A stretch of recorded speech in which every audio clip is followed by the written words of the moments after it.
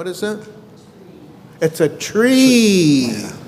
A tree that can be seen from every part of the world.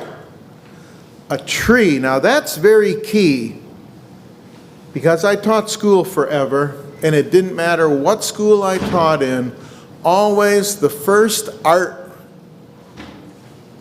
we call it class of the year that we had, I had the students draw particular pictures.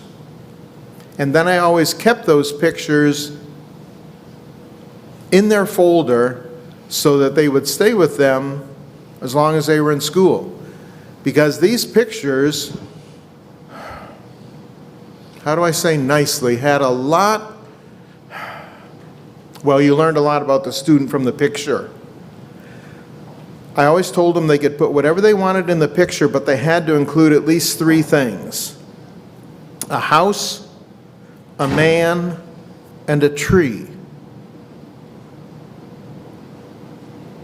And of course, those of you that are very wise already know why I have those three things in there. When a child draws a picture, the house always represents the mother. The man always represents the father. The tree always represents the child themselves. Now, those are well-established psychological principles. I minored in psychology, so I have some knowledge of that. And I remember some pictures that were drawn. One that was drawn probably 40-some years ago. The boy drew a mansion, an absolute mansion in the background. A man out front, and then a tree dominating the whole right side of the picture. His mother was an extremely good-looking woman. Hence, she was a mansion. The man was almost out of the picture. He had very little regard. And the tree was just as big as the house, so he thought a lot of himself too. But anyways, those are the kinds of things you learn when you do things like that. So interestingly enough, in his dream, Nebuchadnezzar sees a tree himself. Go on. And then at the part of the dream that I remember the most, it was that it was cut down and all the animals and everything were dispersed, if you will, and then he was turned into a donkey to be kinder, and then off he went for so many years. And tell me, did the dream come true? Yeah. Sure did. Yeah. How long between the dream and the fulfillment? The Bible says exactly. How long was it? No, between the dream and when he lost his mind. How long time? I want to say it's like 5 years, but It was 12 months. 12 months. 1 year. 12 months later, he's walking on the walls of Babylon, and what is his famous statement? Is this not the great Babylon that I have built? Now, he was absolutely right. He had built the city of Babylon, one of the wonders of the world, especially the Hanging Gardens, but one of the wonders of the ancient world. He was right. But what was his problem? We were told that right at the beginning of this. What was his problem? All about himself. Pride. He was so full of himself. And no sooner does he say, "Isn't this the great Babylon that I have built?" when the voice came down, "Nebuchadnezzar, you've had it." They drove him out. Like you said, he became a donkey, to put it nicely. Yeah. Living out in the fields, eating grass like a donkey. They said, the Bible says that his hair grew like the feathers of a bird, and his fingernails like birds' claws. He's wandering around on his hands and knees thinking he's an animal, living like an animal, eating like an animal, behaving like an animal. We've already answered it. How long was he like that? 7 years. 7 years. We say 7 years like it's no big deal. 7 years he's that way. That is a long time. Crawl around on your hands and knees for 7 years. At the end of 7 years, what happens?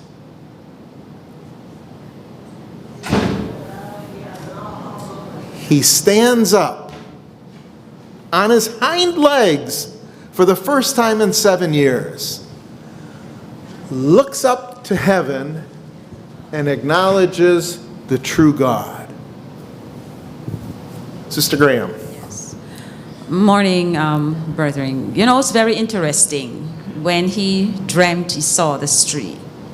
And the tree that every nation or every flock of bird pitched in that tree. And in the dream, he saw that the tree was hewn down, but he didn't know the meaning. It was hewn down, but then in the dream, the angel said, leave the stump. Yep, the Put stump a was ring secure. about there. So that Nebuchadnezzar was going to be out there in the field, as it were, for 7 years. But the stump represents Nebuchadnezzar. Nebuchadnezzar is going to come to himself and recognize that there is a God in heaven, of which he did, and he was regained back his position. But then things has changed out for the better. And I will just leave it there for somebody to pick up. And it's interesting that secular history bears this out, that Nebuchadnezzar for a period of time was out of power, but his own leading men came and brought him back. And he again becomes the king of the most powerful nation on earth. That's the story of Daniel 4, in a nutshell, in a few sentences. Now, how many here are rich? Raise your hands. I see one person. How many here are poor? Raise your hand. I see two people. How many here are poor? Raise your hands. I see 2 or 3 hands. Most of you don't know what you are. Or are you in the middle class? But then I have to ask, are you upper middle class? Are you middle class? Are you low? It all depends on who you're comparing it with. Go ahead, Queen Mother. Well, I think it also depends on what you're comparing it with, because richness can be a feeling, a spiritual. And I think many of us in this room are rich in the Lord. Rita and I have been to Haiti. We have seen poverty, I mean abject poverty, full in the face. I think of that time that we were sitting under that tree eating granola bars. We don't even like granola bars, but we took a whole bunch of them thinking we have to eat something while we're there. So we're sitting under the tree eating granola bars.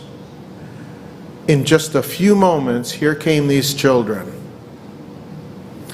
So we reached into the backpack and gave them some granola bars.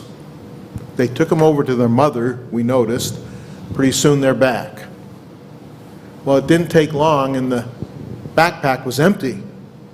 But if you know the granola bars, you open up the package, there's 2 little wafers in there. So we're each eating 1 wafer. They come back again. All we can do is give them the other wafer out of the package we're eating. Put it in their hands, they run off. We quickly gobbled down what we were eating so that was the end of that. Would you take 1 granola bar that somebody else has opened the package and eat it? Whoa! But they did that and they were happy to do it. Because we've seen poverty. They view Americans as rich, and compared with them, we are. And I know some people in this country, even in this town, that are that poor.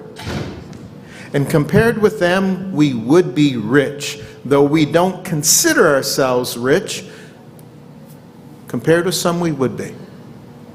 I remember the one year, years ago, when both Rita and I were working. By the way, do I look a year older than I did the last time I stood here? Last time I stood here, I was 73. Now I'm 74, so I'm a year older. Anyways, I remember the one year when Rita and I were both working full-time jobs, when we did our income tax together, we had made $66,000 that year. In tithes and offerings, we had given a little over $10,000. And I remember Rita's daughter saying, I don't know how you can do it. Her husband makes hundreds of thousands of dollars a year. Us only making $66,000 and giving $10,000, more than $10,000 of it in offerings, she couldn't comprehend. I can't comprehend it either, but it's what we've done all our lives. It's just the way it is. So compared with some, we are very rich. And compared with others, as Glenn and I were talking earlier today, you looked up the richest people in Tennessee. You found billions.